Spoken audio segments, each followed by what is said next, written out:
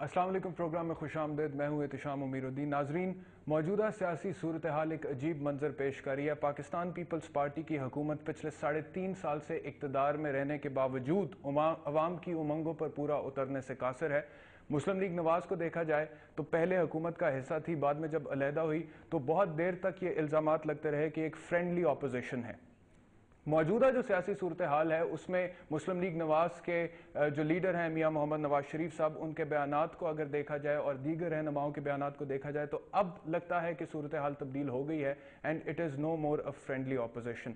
इस हवाले से बात करूंगा कि ये जो बढ़ती हुई सियासी मुजामत है ये हमें किस तरफ लेके जाएगी, खास तौर पर एक ऐसे वक्त पे जब हमारे कौमी इदारे जो हैं वो दिन ब दिन जवाल का शिकार होते चले जा रहे हैं। अगर आप PIA को देखें, पाकिस्तान रेलवेज को देखें, स्टील मिल को देखें या फिर डाक खाने को देखें तो एक डिक्लाइन है इन सारे इदारों में। इस हवाले से बात करेंगे। अपने मेहमानों का तारुफ कराता चलूं। मेरे पहले मेहमान है सदीकुल फारूक साहब, आपका ताल्लुक पाकिस्तान मुस्लिम लीग नवाज से है।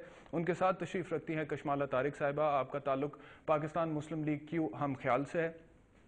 और टेलीफोन लाइन पे हमें ज्वाइन करेंगे हैदर अब्बास रिजवी साहब जो कि मुत्तहिदा कौमी मूवमेंट के रहनुमा है, साथ ही साथ फौजिया वहाब साहिबा जो कि पाकिस्तान पीपल्स पार्टी की रहनुमा है।